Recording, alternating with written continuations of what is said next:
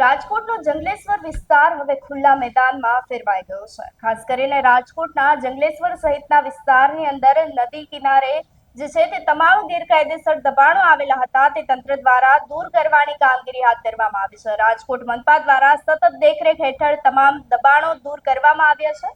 ગેરકાયદેસર દબાણો પર દાદાનું બુલડોઝર ફેરવી દેવામાં આવ્યું છે, જેના આકાશી દ્રશ્યો સામે આવ્યા છે, જેને લઈ વિગતવાર ચર્ચા કરીએ। નમસ્કાર, આપ જોઈ રહ્યા છો ન્યૂ ભારત ન્યૂઝ અને હું છું આપની સાથે વલ્લરી વ્યાસ।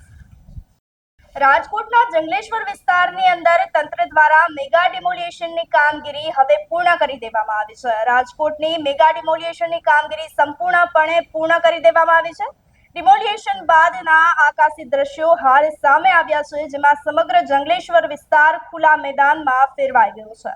ડિમોલિશન બાદ જે છે તે લગભગ 87,000 ચોરસ મીટર જગ્યાને ખુલ્લી કરવામાં આવી છે। 350 કરોડથી વધુની કિંમતની જગ્યા ખુલ્લી કરવામાં આવી છે। તંત્રની માલિકીની જગ્યા હાલ ખુલ્લી કરવામાં આવી છે। તમામ ગેરકાયદેસર દબાણો જે છે તેને દૂર કરી દેવામાં આવ્યા છે।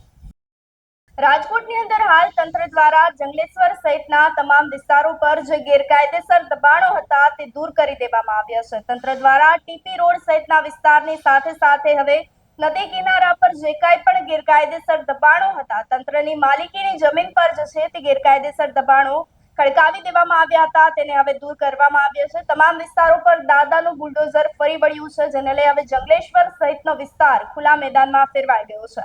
આપનું શું માનવું છે અમને કમેન્ટ કરી ચોક્કસથી જણાવશો। તેની સાથે જ અમારી ચેનલ ન્યૂ ભારત ન્યૂઝને લાઇક, શેર અને સબસ્ક્રાઇબ કરવાનું ભૂલશો નહીં। નમસ્કાર।